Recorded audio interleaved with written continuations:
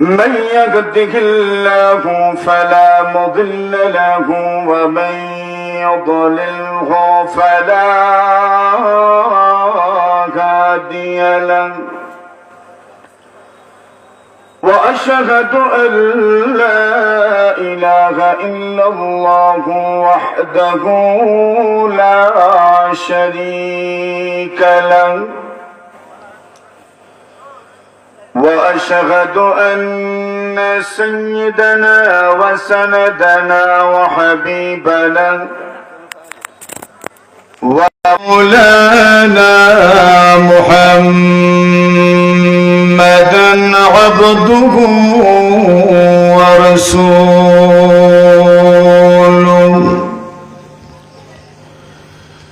الذي أرسله الله تعالى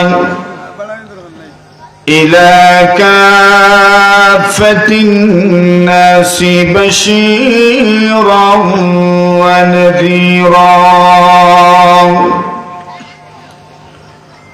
وداعيا إلى الله بإذنه وسراجا منيرا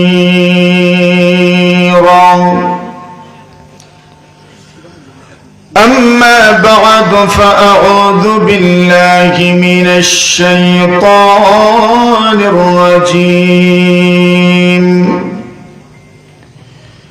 بسم الله الرحمن الرحيم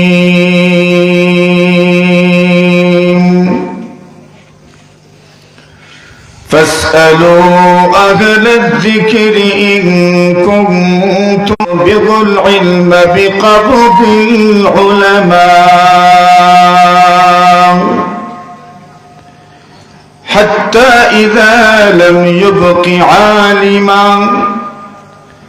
اتخذ الناس رؤوسا جهالا فسئلوا ومولانا محمد وعلى آله وأصحابه وسلم لا إله إلا الله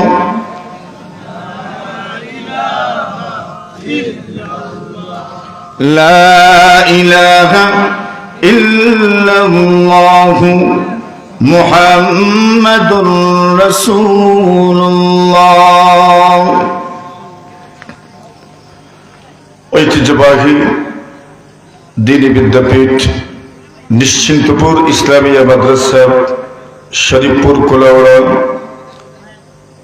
এর 31তম বার্ষিক ওয়াজ ও দোয়ার মাহফিলের সম্মানিত সভাপতি মুআজ্জাজ মুকাররম হযরত উলামায়ে কেরাম, মুরব্বী সাহেবান, যুবক ভাইয়েরা, ছাত্র বন্ধুগণ, পর্দার আড়ালে অবস্থানরত অত্যন্ত শ্রদ্ধেয় সম্মানিত মা ও বোনেরা,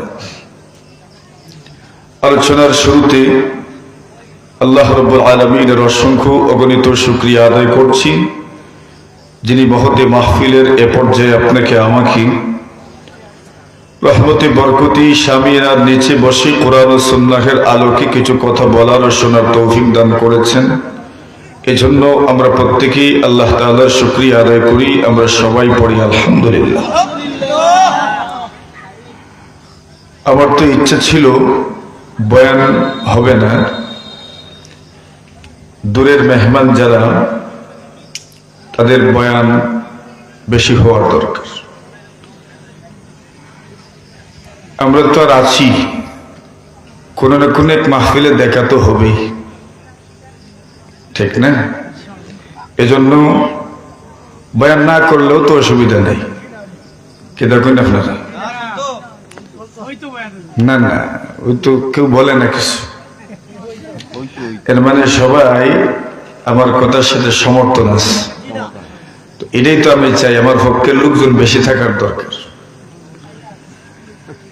ওয়াজ আমি কম করলে এটা আমার ফায়দা, যত কথা কম বলবেন ততই লাভ। আর আপনারাও দূরের মেহমানদের বয়ান মন ভরে শুনলেন, এটা আপনাদের লাভ। তো দুনো পক্ষেরই তো লাভ আছে। কিতা কইন আপনারা? মেহমান আছেন, মেহমানরে খুব দ্রুত আনা যাইব। তবে আমি কথা বলবো না যে এমনও নয়, খুব সংক্ষেপে মাত্র কয়েকটি কথা বলবো। ওয়াজ তো অনেক হয়েছে, আমি শুধু এই ইলমি বাগান সম্পর্কে দুটি কথা বলতে চাই। ইলম, এখানে ছাত্রছাত্রী আপনাদেরকে যা দেখালো, এতে খুশি হয়েছেন না আপনারা? সবাই হয়েছেন না? মনে যারা খুশি হয়েছেন হাত তুলুন। হাত তুলতে কষ্ট, জোরে সোরে একবার তাকবীর দেন। হয় না? সবাই একসাথে আমরা বলি আল্লাহু আকবার। আরো জোরে সবাই একবার একটু দাঁড়াইয়া আমরা সামনের দিকে আসি। বইয়া বইয়া না, একটু উবাইয়া, মাশাআল্লাহ, একটু উবাইয়া সামনে আইবে আমরা সবাই, মাশাআল্লাহ। বইলে বইয়া আইলে ওইতো না, উবাই আইতা আইসুন সবাই, মাশাআল্লাহ। খুশি হইছুন নি? কষ্ট যে দিছি খুশি হইছুন নি? আপনারা বেজার হইছুন না? নারাজ না, অসন্তুষ্ট না, কিচ্ছুই না, খুশি নেই, মাশাআল্লাহ। যারা আপনারা রয়ে গেছেন, উঠছেন না, আমি আপনারাও হইয়ার তোরা একটু কষ্ট করিলেন, আর উঠিয়ে তোরা কষ্ট করে সামনে আনলেন, মাহফিলটা সুন্দর হইব ইনশাআল্লাহ। মাশাআল্লাহ, মাশাআল্লাহ। আল্লাহ কবুল করুক, আমিন। আরো জোরে। একটা সময় ছিল ইলম মানুষের সিনার মধ্যে ছিল, অতঃপর ইলম কিতাবের মধ্যে আসলো। একটা সময় ছিল ইলম মানুষের সিনার মাঝে। আমি বুঝাইতাম ভারিয়ান নিলেন আল্লাহ যেন কইয়াছিল সিনার মাঝে, দিল কলব। কালু ইন্নাল ইলমা কানা ফি সুদুরির রিজাল। একটা সময় ছিল ইলম মানুষের সিনার মধ্যে ছিল। সুম্মান তাকালা ইলাল কুতুব। অতঃপর মানুষের সিনার থেকে ইলম কিতাবের মধ্যে স্থানান্তর হইল। কোন জায়গার থেকে? মানুষের সিনার থেকে। বর্তমান দুনিয়াতে যত কিতাব আছে, একমাত্র আল্লাহর কোরআন ব্যতীত সব কিতাব মানুষের লেখা। সুবহানাল্লাহ, নাই জোরে। আমরা এই যারা বুয়াত আছি, কয়জনে লেখছি? কোন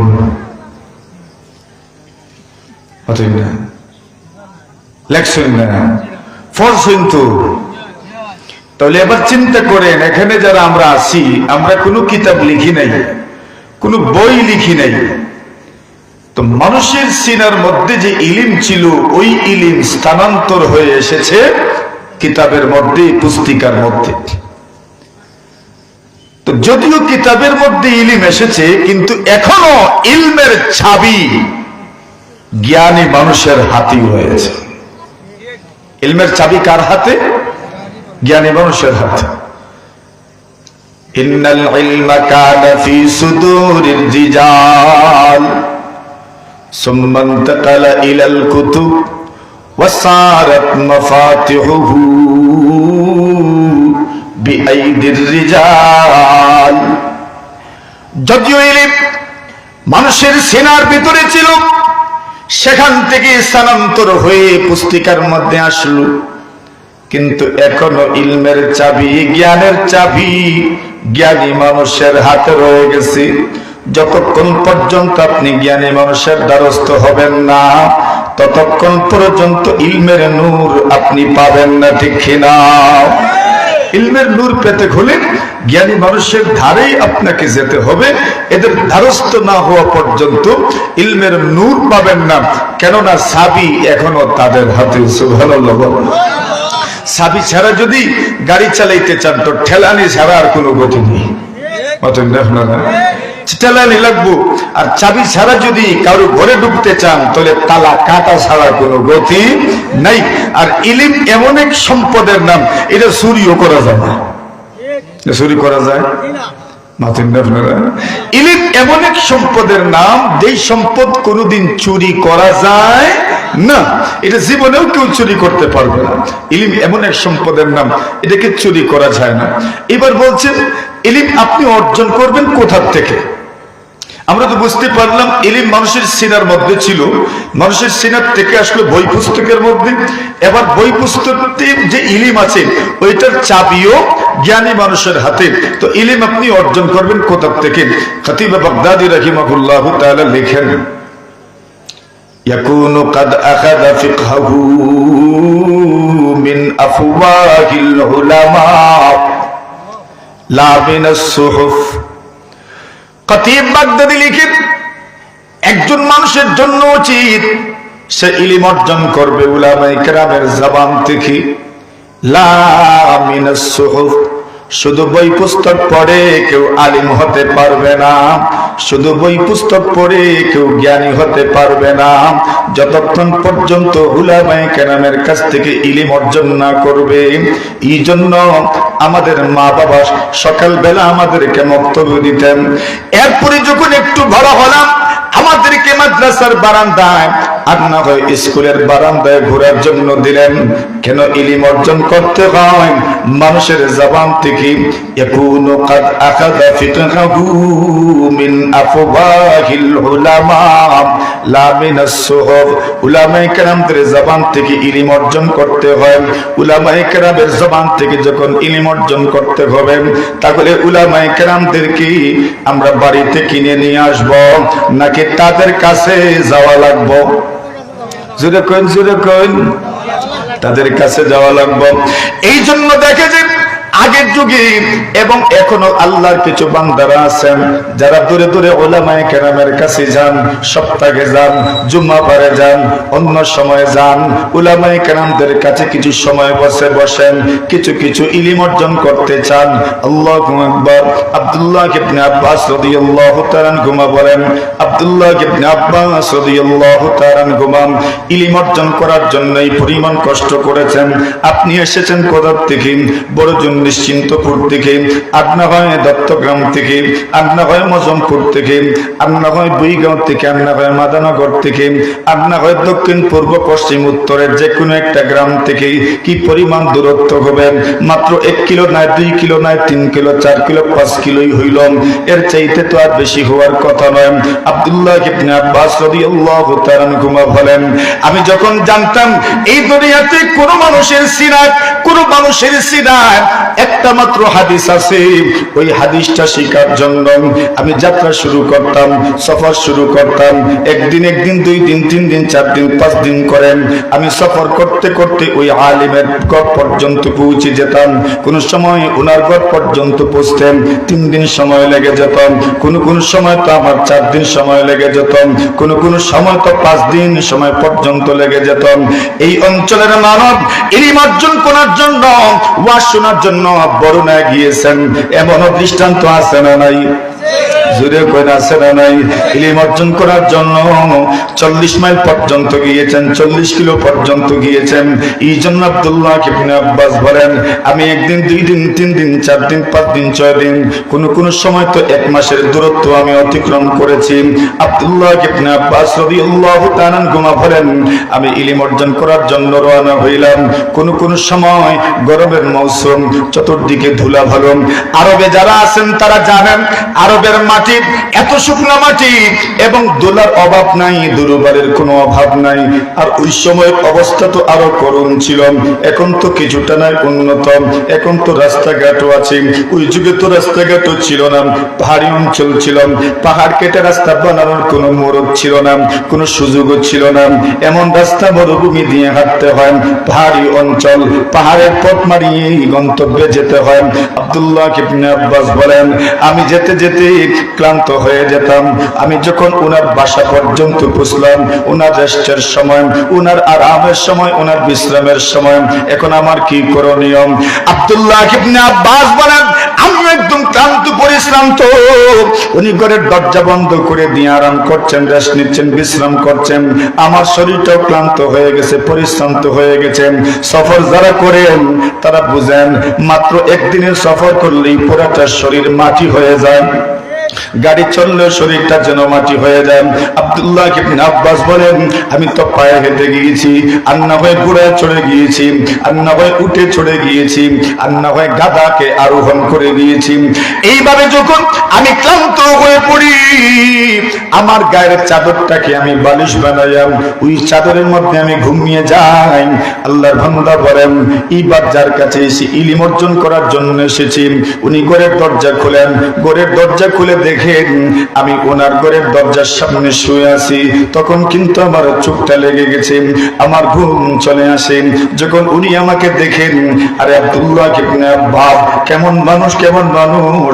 রাসূল সাল্লাল্লাহু আলাইহি ওয়াসাল্লামের চাচাতো ভাই, জুড়ে বলেন সুবহানাল্লাহ। আল্লাহ রাসূলের চাচাতো ভাই, দু জাহানের সর্দার, তাজদারে মদিনা, সরকারে দু আলম, সাইয়্যিদুল কাউনাইন, ফখরে মওজুদাত, বিশ্ব নবী নবী আরবী সাল্লাল্লাহু আলাইহি ওয়াসাল্লামের চাচাতো ভাই, আল্লাহর নবীজির চাচাতো ভাই আমার ঘরের দরজার সামনে এমন ভাবে শুয়ে আছি। গরমে, এত প্রচন্ড গরম, একদিকে গরম, অন্যদিকে ওনার ঘরের সামনে এটা তো পাকা ছিল না, আবার পাকা থাকলেও তো দ্বিতলা নয়। আল্লাহ রাসূল সাল্লাল্লাহু আলাইহি ওয়াসাল্লামের সাহাবী বলেন, বাতাসের কারণে ধুলাবালি আমার গায়ে লেগে, আমার গায়ে এইভাবে লেগেছে, আমার পুরোটা শরীর যেন ধুলায় দূষিত হয়ে গেছে। উনি ঘর থেকে বের হয়ে বলেন, ইয়া আল্লাহ!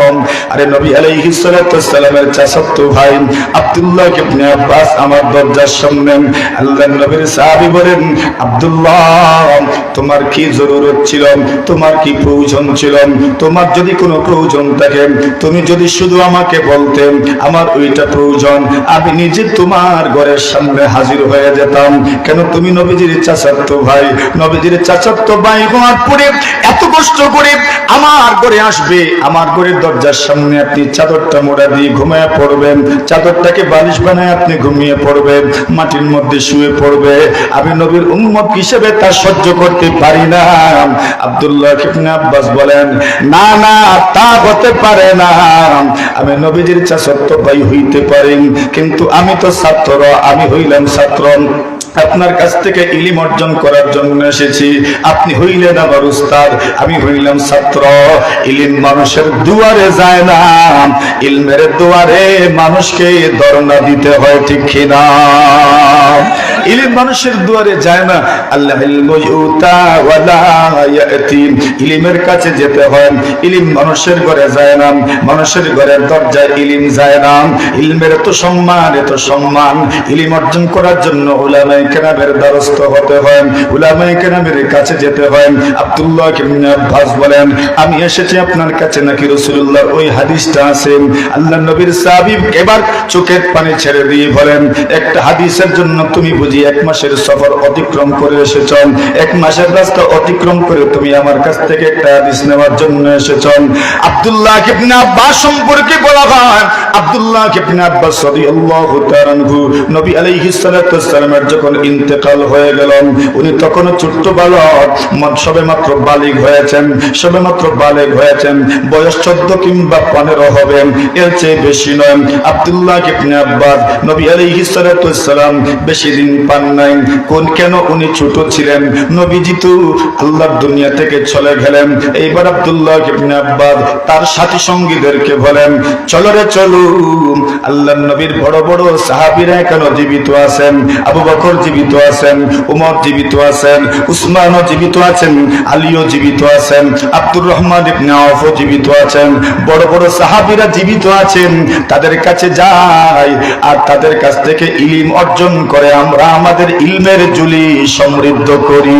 সুবহানাল্লাহ। আব্দুল্লাহ ইবনে আব্বাস বলেন, লোকগুলো আমাকে নিয়ে ঠাট্টা করেছে, মস্করা করেছে, বিদ্রূপ করেছে। লোকগুলো আমাকে বলেন, তোমার কি মনে হয় এত বড় বড় সাহাবীরা জীবিত থাকতেন তোমাকে মানুষ মাসআলা জিজ্ঞাসা করবেন, তোমার কাছে ইলম অর্জন করার জন্য আসবেন? তোমার কি মনে হয়? আব্দুল্লাহ ইবনে আব্বাস বলেন, মানুষ আমার কাছে ইলম অর্জন করার জন্য আসবেন, এই জন্য আমি ইলম অর্জন করি না। মানুষ আমার কাছে মাসআলা জিজ্ঞাসা করার জন্য আসবেন, এই জন্য আমি ইলম অর্জন করি না। আল্লাহ রাসূল সাল্লাল্লাহু আলাইহি ওয়াসাল্লাম বলেন, লা ইয়াতাআল্লামুল ইলমা লিতুবাহি বিহিল উলামা। আল্লাহ রাসূল সাল্লাল্লাহু আলাইহি ওয়াসাল্লাম বলেন, লা তাতাআল্লামিল ইলমা লিতুবাহি বিহিল উলামা। ইলম এই জন্য অর্জন করিও না, উলামায়ে কেরামের উপর প্রাধান্য বিস্তার করার জন্য ইলম অর্জন করিও না। ওয়ালা লিতুমারি বিহিস সুফাহা। আল্লাহ রাসূল বলেন, যারা মূর্খ এদের সাথে বিবাদে জড়ানোর জন্য ইলম অর্জন করিও না। আল্লাহ রাসূল সাল্লাল্লাহু আলাইহি ওয়াসাল্লাম বলেন, ওয়ালা তুখাইরু বিহিল মাজালিসা। আল্লাহ রাসূল বলেন, ইলম এই জন্য অর্জন করিও না, বড় চেয়ারটা দখল করার জন্য ইলম অর্জন করিও না। জোরে বলেন না সুবহানাল্লাহ। কথা বুঝছেন? নবী আলাইহিস সালাতু ওয়াস সালাম মানুষের যত মাইন্ড আছে সব মাইন্ডের কথা বলে দিয়েছেন। কেউ তো ইলম অর্জন করেন অন্যের চেয়ে বড় আলিম হওয়ার জন্য, রাসূল বলেন না না, গর্ববোধ করার জন্য, প্রতিযোগিতা করার জন্য, অন্যের চাইতে নিজেকে প্রাধান্য দেওয়ার জন্য ইলম অর্জন করিও না। মূর্খদের সাথে বিবাদে জড়ানোর জন্য ইলম অর্জন করিও না। তুমি একটা মজলিসে বৈঠকে বড় চেয়ারটা দখল করার জন্য ইলম অর্জন করিও না। একমাত্র ইলম অর্জন করো আল্লাহর দ্বীনের ঝান্ডাকে বুলন্দ করার জন্য। জোরে বলেন সুবহানাল্লাহ। আব্দুল্লাহ ইবনে আব্বাস বলেন, এইবার লোকগুলো আমাকে প্রশ্ন করে, আব্দুল্লাহ তোমার কি মনে হয় এই পৃথিবীর মানুষগুলো তোমার কাছে মাসআলা জিজ্ঞাসা করার জন্য আসবে? তোমার কাছে ফতোয়া জিজ্ঞাসা করার জন্য কি আসবে? তোমার মনে হয় এত বড় বড় আলেম থাকতে তোমার কাছে আসবে কেন? আব্দুল্লাহ ইবনে আব্বাস বলেন, আমি আমার কাছে মাসআলা জিজ্ঞাসা করার জন্য আসবেন, এই জন্য ইলম অর্জন করি না। শুধু শুধু আমার ইলমের ঝুলি সমৃদ্ধ করার জন্য আমি ইলম অর্জন করি। শুধু শুধু আমি বুঝার জন্য ইলম অর্জন করি। শুধু শুধু নূর হাসিল করার জন্য আমি ইলম অর্জন করি। শুধু শুধু আমি আলোকিত হওয়ার জন্য ইলম অর্জন করি। যেখানে ইলম থাকবে সেখানে অন্ধকার থাকতে পারে না, ঠিক কিনা? ইলম যেখানে আছে সেখানে কি নাই? অন্ধকার নাই। কেন? ইলম হইল নূরের নাম। আল ইলমু নূর, ইলম হইল নূরের নাম। যেখানে ইলম আছে সেখানে অন্ধকার নাই। এইবার আব্দুল্লাহ ইবনে আব্বাস যখন ইলম অর্জন করলেন, ইলম অর্জন করতে করতে এমন একটা পর্যায়ে পৌঁছে গেলেন, আব্দুল্লাহ ইবনে আব্বাস রাদিয়াল্লাহু তাআলা ঘুমা বলেন, এইবার রাসূলুল্লাহ বড় বড় সাহাবায়ে কেরাম যখন দুনিয়া থেকে বিদায় হয়ে গেলেন, আবু বকর দুনিয়া থেকে চলে গেলেন, আরো বড় বড় সাহাবীরা যখন দুনিয়া থেকে চলে গেলেন, এইবার লোকজন আমার কাছে ইলম অর্জন করার জন্য আসে। জোরে বুঝছেন না মনে হয়? ওরা আগে বলেছিল তোমার কাছে কি লোকজন আসবে ইলম অর্জন করার জন্য। উনি বলেন বড়রা যখন চলে গেছেন দুনিয়া থেকে, এখন দেখি লোকজন আমার কাছেই ইলম অর্জন করার জন্য আসে। তো এখন বাকিরা দেখে কি কয়? কি দেখে কইতাম নেই আপনারা জোরে কই কি তা কয়? আমাদের অনেক ক্লাসমেট আছেন যারা আমাদের সঙ্গে লেখাপড়া করেছিল, এবার লেখাপড়া তো আগেই ছেড়ে দিয়েছি। এইবার আমাদেরকে কত প্রশংসা করে বড় মুখ করে ক্লাসমেট বলে পরিচয় দেয়। আমিও বড় মুখ করে ক্লাসমেট হিসাবে গ্রহণ করে নেই। এখন এরা বলতে লাগলো, হাজাল ফাতা কানা আকালা মিন্না কাদা হাদাল ফাতা আকালা মিন্না। এবার সমবয়সী লোকজন বলাবলি করতে থাকে, কষ্ট হইতাছে বুঝো আর নিতা, সমবয়সী লোকজন বলাবলি করতে থাকে এই যে যুবক আমাদের মধ্য থেকে সবচেয়ে চালাক ছিল, সবচেয়ে হুঁশিয়ার ছিল, সবচেয়ে বুদ্ধিমান ছিল, এই জন্য বড়দের কাছে গিয়া ইলম অর্জন করেছেন। বড় বড় সাহাবায়ে কেরাম জীবিত, এই জন্য ইলম অর্জন করেছেন। এটা এত চালাক, এত হুঁশিয়ার, এত বুদ্ধিমানের কাজ করেছেন। আমরা কিন্তু ওই দিন বুঝতেই পারি নাই। এমন একটা পরিবেশ তৈরি হতে পারে, এমন একটা পরিস্থিতি হইতে পারে, আমরা টেরই পাই নাই। এইবার হারে হারে টের পাচ্ছি ওই যুবকের বুদ্ধিটাই সঠিক বুদ্ধি ছিল, ঠিক কিনা? এখন বলেন সবাই তার কাছে আসে আর আমরা চেয়ে থাকি। একজন আব্দুল্লাহ ইবনে আব্বাসকে প্রশ্ন করলো, ভাইজান আপনি এত ইলম কিভাবে অর্জন করলেন? সুবহানাল্লাহ, কত বড় আলেম, ওই কথা কেমনে বুঝাই? আব্দুল্লাহ ইবনে আব্বাস রাদিয়াল্লাহু তাআলা কত বড় আলেম, ওইটা বোঝানোর জন্য ছোট্ট এক ঘটনা আপনারা শোনাই, কষ্ট হইতো না তো ইনশাআল্লাহ। রাসূল করিম সাল্লাল্লাহু আলাইহি ওয়াসাল্লামের সাহাবী আব্দুল্লাহ হযরত ওমর রাদিয়াল্লাহু তাআলা আনহু, নবী আলাইহিস সালাতু ওয়াসসালামের সাহাবী আব্দুল্লাহ ইবনে আব্বাস বলেন, ওয়া কানা মিন আহাব্বিহিম ইলাইয়া, নবীর সাহাবীদের মধ্য থেকে ওমর রাদিয়াল্লাহু তাআলা আনহু আমার কাছে সবচেয়ে বেশি প্রিয় ছিলেন। সুবহানাল্লাহ বলেন। আব্দুল্লাহ ইবনে আব্বাস বলেন, আমি সাহাবায়ে কেরামদের মধ্য থেকে যাদেরকে সবচেয়ে বেশি মহব্বত করতাম, তার মধ্যে সবচেয়ে বেশি মহব্বত করতাম ওমর রাদিয়াল্লাহু তাআলা আনহুকে। উনি আমাকে এত মহব্বত করতেন, এই জন্য আমি উনাকে মহব্বত করতাম। আল্লাহর নবীর সাহাবী হযরত ওমর রাদিয়াল্লাহু তাআলা আনহু ওনার পরামর্শ কমিটির মধ্যে, শূরা কমিটির মধ্যে আব্দুল্লাহ ইবনে আব্বাসকেও রাখছেন। অথচ আব্দুল্লাহ ইবনে আব্বাসের বয়স এত কম, বাকি শূরা সদস্য যারা আছেন এদের ছেলে আর নাতির বয়স, সুবহানাল্লাহ, এদের ছেলে আর নাতির বয়স। আব্দুর রহমান ইবনে আওফ একদিন বলেন, আচ্ছা দেখো ওমর রাদিয়াল্লাহু তাআলা খলিফাতুল মুসলিমিন, প্রেসিডেন্ট সাহেব ওই ছোট্ট ছেলেটাকে কেন রাখছেন? আমাদের নাতির বয়স। সুবহানাল্লাহ। ওনাকে না রাখলেও তো পারতেন, অন্য একজনকে রাখতেন, তার বয়স কম, আমাদের সাথে পরামর্শে রাখছেন। ওমর রাদিয়াল্লাহু তাআলা চিন্তা করলেন, এবার বুড়োদের প্রশ্নের জবাব দেওয়ার তো দরকার, বুড়োদের প্রশ্নের জবাব দেওয়া দরকার, মুরব্বীদের প্রশ্নের জবাব দেওয়া দরকার। এইবার মুরব্বীদের প্রশ্নের জবাব কেমনে দিবেন বলে একটা বৈঠক বসছেন। ওই বৈঠকের মধ্যে আল্লাহ তাআলা কোরআনে মাজিদের একটা সূরা, ইযা জাআ নাসরুল্লাহি ওয়াল ফাতহ ওয়া রাআইতান নাস ইয়াদখুলুনা ফি দীনিল্লাহি আফওয়াজা ফাসাব্বিহ বিহামদি রাব্বিকা ওয়াস্তাগফির ইন্নাহু কানা তাওয়াবা। আল্লাহ নবী সাল্লাল্লাহু ওমর রাদিয়াল্লাহু তাআলা বৈঠকে যারা বসা এদেরকে বলেন, ইযা জাআ নাসরুল্লাহি ওয়াল ফাতহ। এই আয়াতের ব্যাখ্যা কি? ওই সূরা দ্বারা আল্লাহ কি বোঝাতে চেয়েছেন? কেউ তো বললেন আমাদের জানা নাই, আর কেউ তো বললেন ওই সূরা দ্বারা আল্লাহ পাক মক্কা বিজয় বুঝিয়েছেন, কেউ তো বললেন ওই সূরা দ্বারা আল্লাহ পাক হুদায়বিয়ার সন্ধির কথা বুঝিয়েছেন। এইবার সকলের কথা যখন শেষ হয়ে গেল, ওমর রাদিয়াল্লাহু তাআলা আব্দুল্লাহ ইবনে আব্বাস ওই বৈঠকের মধ্যে যিনি সবচেয়ে ছোট, আব্দুল্লাহ ইবনে আব্বাসের দিকে তাকায়া বলেন, আব্দুল্লাহ তুমি বলো দেখি এই সূরার অর্থ কি, এই সূরার মর্ম কি, এই সূরা দ্বারা আল্লাহ পাক কি বুঝিয়েছেন? ইযা জাআ নাসরুল্লাহ, আল্লাহর সাহায্য যখন আসবেন, যখন বিজয় আসবেন, তখন তোমরা যখন দেখবে মানুষ দলে দলে ইসলাম ধর্মে প্রবেশ করছেন, ওই সূরা দ্বারা আল্লাহ কি বুঝাতে চেয়েছেন? আব্দুল্লাহ ইবনে আব্বাস বলেন, ওই সূরা দ্বারা আল্লাহ পাক রাসূলকে তার জীবনের শেষের দিকে ইঙ্গিত করেছেন। জোরে বলেন।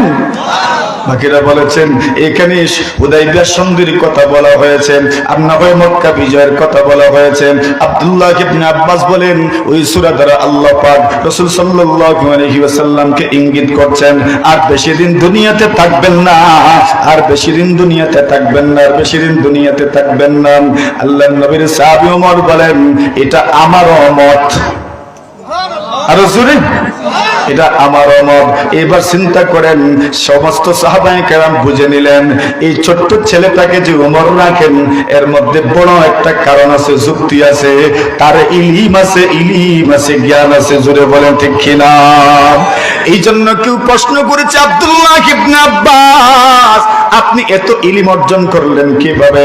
আব্দুল্লাহ ইবনে আব্বাস বলেন, আমি এত ইলম কিভাবে অর্জন করলাম? এত ইলম অর্জন করার পিছনে কারণ হইল বিলিসানিন সাউল ওয়া কলবিন আকুল।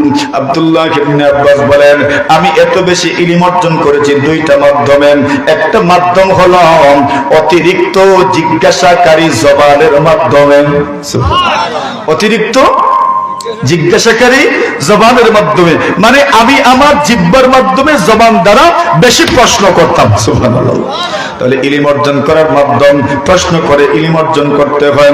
এই জন্য হাদিস শরীফের মধ্যে আসে হুসনুস সাওয়ালি নিসফুল ইলম, অর্ধেক ইলম হইল সুন্দর প্রশ্ন করা। সুন্দর প্রশ্ন যদি করতে পারেন ইলম অর্জন করা যাবে, প্রশ্ন যদি করেন না ইলম অর্জন করা যায় না। সাহাবায়ে কেরাম ইলম অর্জন করেছেন প্রশ্ন করে করেন, জিজ্ঞাসা করেছেন, প্রশ্ন করেছেন। আব্দুল্লাহ ইবনে আব্বাস বলেন, আমি এত ইলম কেমনে অর্জন করলাম?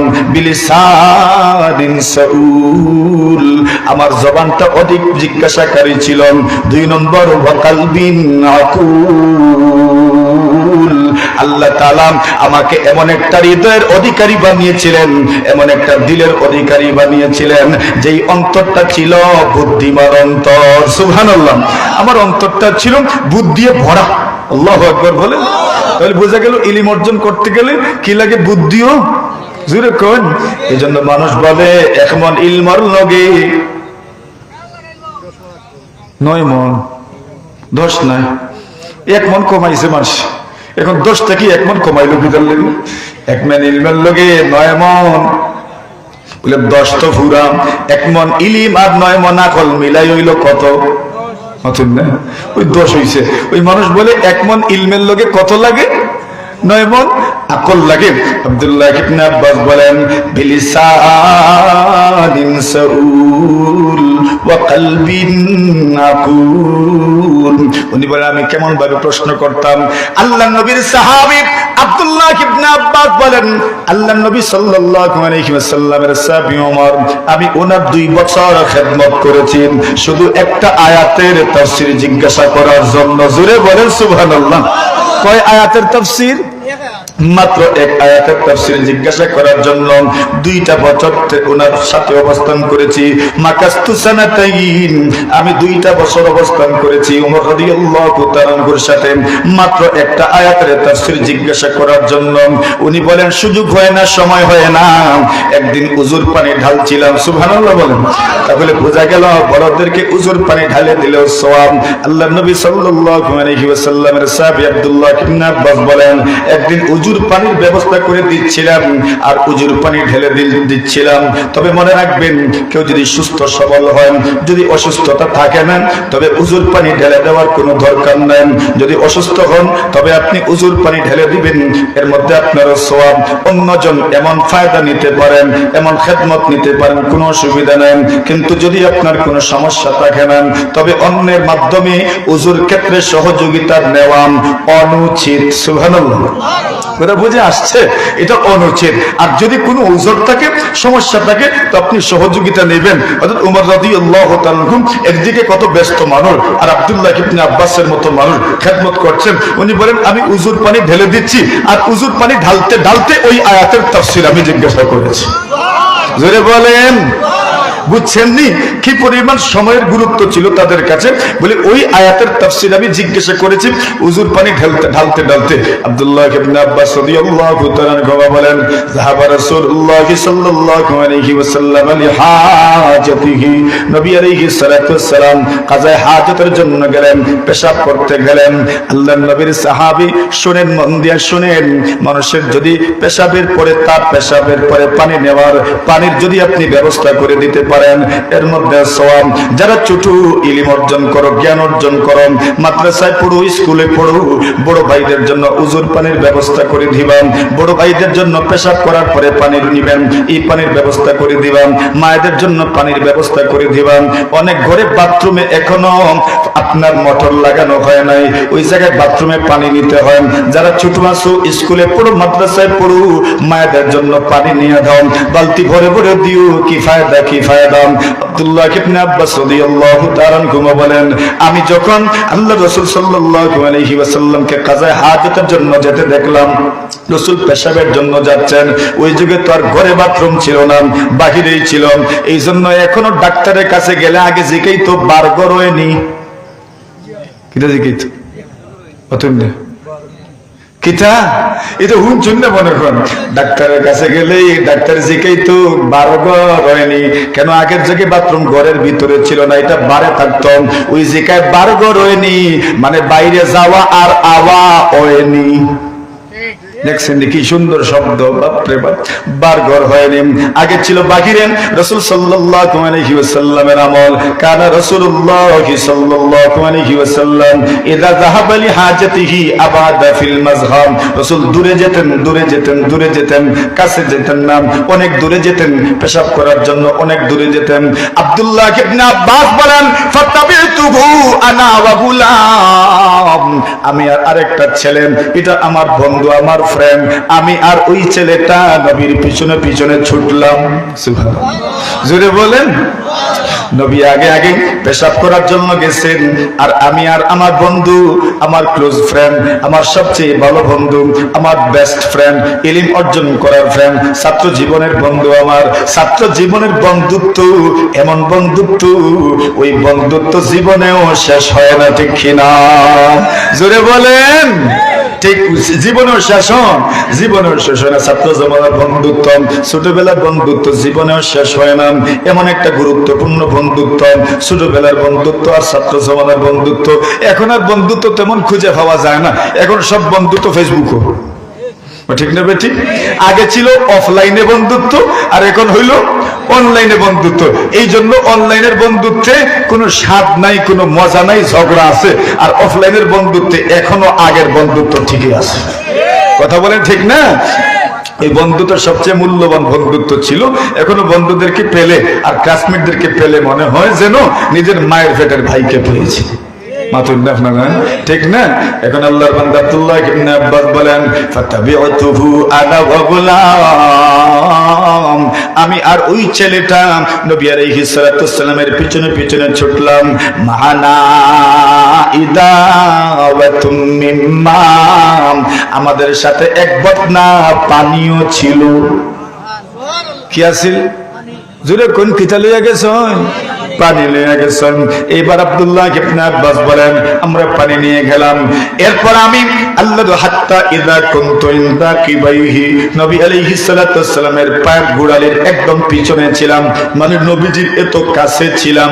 নবীজি পেশাব করছেন, এর দ্বারা বোঝা যায় কেউ যদি পেশাব করতে চান তাহলে পর্দার মাধ্যমে মানুষের কাছেও পেশাব করতে পারো, জায়েজ আছে। সুবহানাল্লাহ। আব্দুল্লাহ ইবনে আব্বাস রাসূলুল্লাহর একদম নিকটে, আর উনি এই জন্য দেখেন না মসজিদের বাথরুমে পেশাবে যে সময় সিরিয়াল ধরে তখন কত ফুট দূর? মাত্র 2 ফুট, আর নাই 2.5 ফুট, আমরা 3 ফুট। বলে জায়েজ নেই? বলে জায়েজ আছে। জোরে বলেন সুবহানাল্লাহ।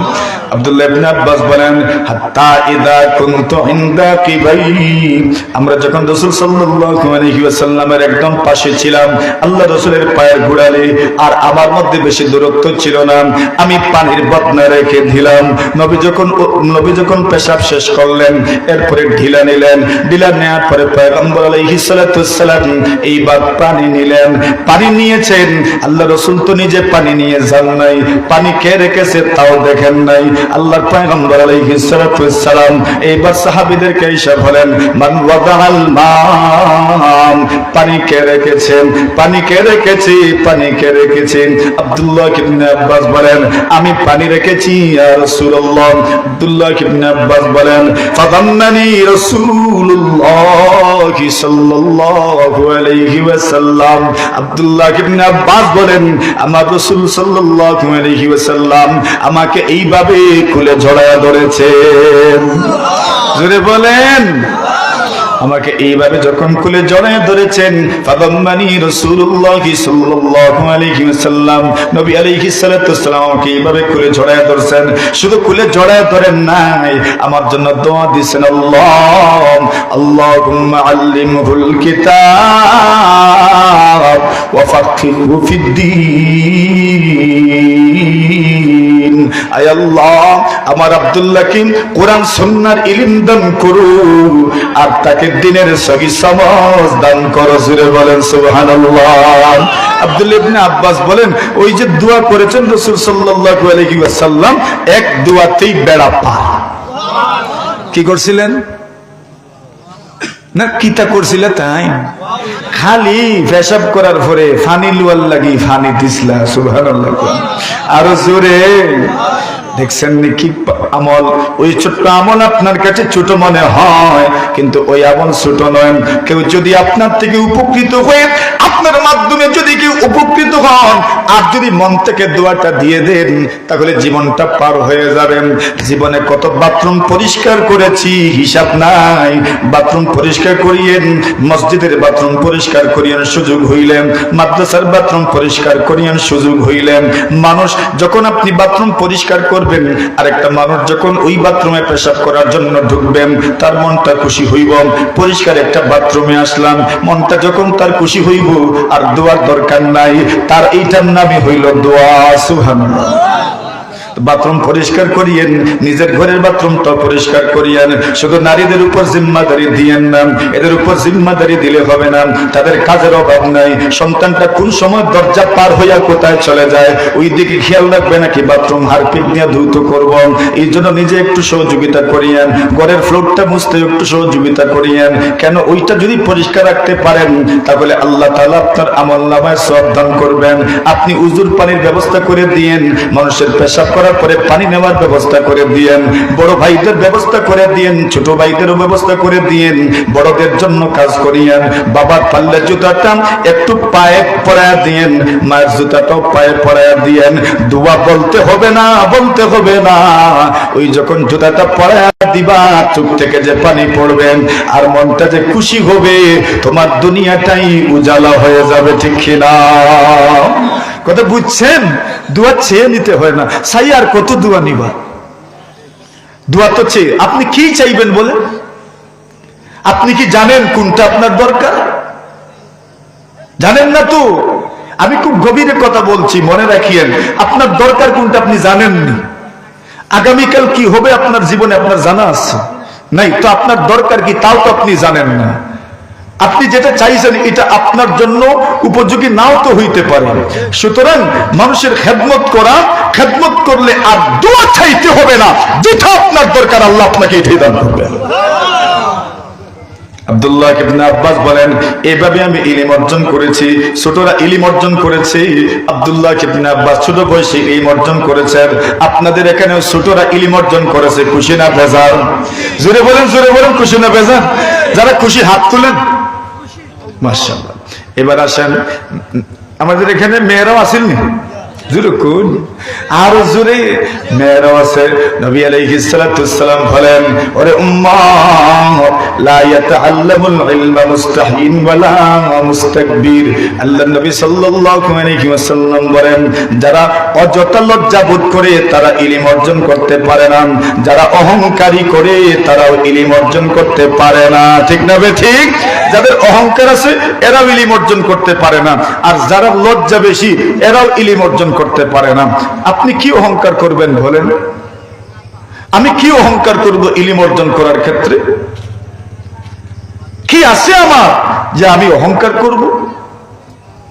আমি যে কারো ওয়াজে বসবো, এটাই তো আমার বিনয়। জোরে কই। আমি যে কেন ইলিম ওয়াজে বসবো, আমার এলাকারও যদি কেউ ওয়াজ করেন, আমার মসজিদের ইমাম সাহেব যদি ওয়াজ করেন, আমার মসজিদের মুয়াজ্জিনও যদি ওয়াজ করেন, আমার চাইতে তো বেশি জানেন। সুতরাং ওনার ওয়াজে যদি আমি বসি তাহলে আমার ইলিম অর্জন হবে তো। এটার নাম বিনয়। আপনি কি অহংকার করবেন? কি আছে আপনার, কি আছে আমার? আমি কেন অহংকার করব? কি আছে আমার? আমি কেন নাক ছিটকাবো? কি আছে আমার? আমার তো কিচ্ছুই নাই। আল্লাহর নবী মুসা কালিমুল্লাহ আলাইহিস সালাতু ওয়াস সালাম, আল্লাহর পয়গম্বর খিজির আলাইহিস সালাতু ওয়াস সালামের পিছনে পিছনে ঘুরলেন। জোরে বলেন সুবহানাল্লাহ।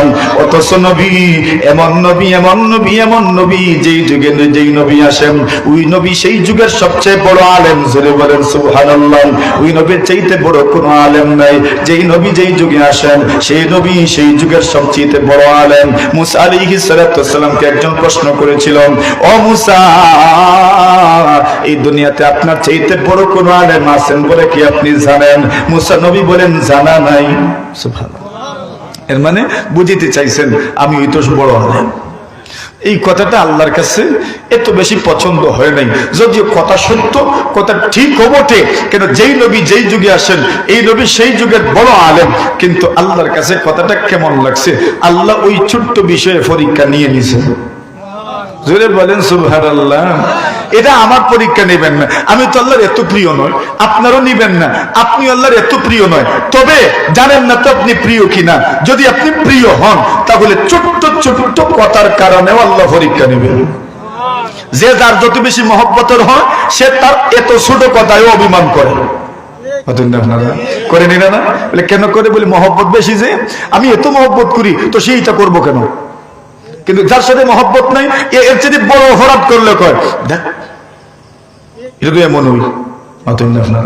আর মহব্বত থাকলে, বন্ধুত্ব থাকলে, ভালোবাসা থাকলে ছোট্ট একটা দুষ করলে কয় মারতাম না তার সাথে। কেন? মহব্বত বেশি যে। এখন সমস্ত নবীগণ আল্লাহর প্রিয়, ওই কথাটাই আল্লাহ তাআলার কাছে কেমন লাগছে, এই জন্য আল্লাহ বলেন তোমাকে পরীক্ষা নেব। আল্লাহ বলেন বালা আব্দুনা খাদির, তোমার চাইতে বড় আলেম আছে একজন, তার নাম হইল খিজির। জোরে বলেন নাম কি? খিজির। এখন দেখেন নবী মুসার আগ্রহ, উনি সবচেয়ে বড় আলেম, মহা জ্ঞানী এক আলেম, এক নবী, কিন্তু যখন শুনছেন ওনার চাইতে বেশি জানতা একজন মানুষ দুনিয়াতে আছেন, আল্লাহ তাআলার কাছে বলেন আল্লাহ ওই লোক পর্যন্ত পৌঁছার রাস্তা আমাকে বইলা দেন, ইলম অর্জন করতাম। আল্লাহ নবী মুসা আলাইহিস সালাতু ওয়াস সালাম আর দেরি করেন নাই, বের হয়ে গেলেন। আল্লাহ বলেন কোথায় পাবেন? দুইটা সমুদ্রের সঙ্গম স্থলে পাবেন। সুবহানাল্লাহ। মাটির উপরে না, পানির নিচে। কই? পানির নিচে, মাটির উপরে না, এমন রাস্তা। এবার মুসা নবী বলেন পাবো কেমনে? রাস্তাটা এবার চিনবো কেমনে? আল্লাহ বলেন তুমি একটা থলির মধ্যে, ব্যাগের মধ্যে একটা মাছ নেও, ওই মাছটা জিতা হইয়া যেই জায়গাতে সাগর দিয়া ডুববো ওই রাস্তা যদি ফলো করতে পারো আল্লাহর বান্দাকে সেই জায়গাতেই পেয়ে যাবি। সুবহানাল্লাহ। এখন ঘুরতে ঘুরতে ঘুরতে ঘুরতে সফর করতে করতে করতে করতে এমন ক্লান্ত হইছেন, হঠাৎ ঘুম চলে আসছে। সুবহানাল্লাহ। ঘুমাইবেন কি? এখন আপনার তো তবলিগে গেলে মাশাআল্লাহ কমপক্ষে খেতা তলফানি তো লইয়া যাওয়া যায়, কিন্তু আর না হইলো কমপক্ষে ফার্ম যে দেয় একটা, এটার নাম কি দেয়? আসেনি একটা ফুলানি যায়, এটাও তো নেওয়া যায়। ওইখানে তো আর এগুলো কিচ্ছুই ছিল না। দুইজন মুসা আর ইউসুফ বিন নূন আলাইহিস সালাম যেতে যেতে এমন একটা কষ্ট লাগছে, ঘুম চলে আসছে, একটা পাথরে মাথা দিয়া ঘুমায় গেছে। জোরে বলে ইলম অর্জন করতে বের হও, পাথরেও মাথা দিয়ে ঘুমাইতে হয়। সুবহানাল্লাহ।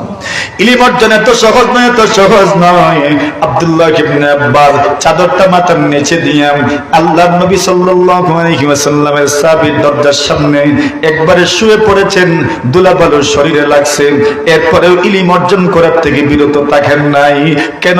ইলম এত দামি, এত দামি, এত দামি, এত দামি, আমার জীবন বিসর্জন দিয়ে হইলেও ইলম অর্জন করা দরকার, ঠিক কিনা?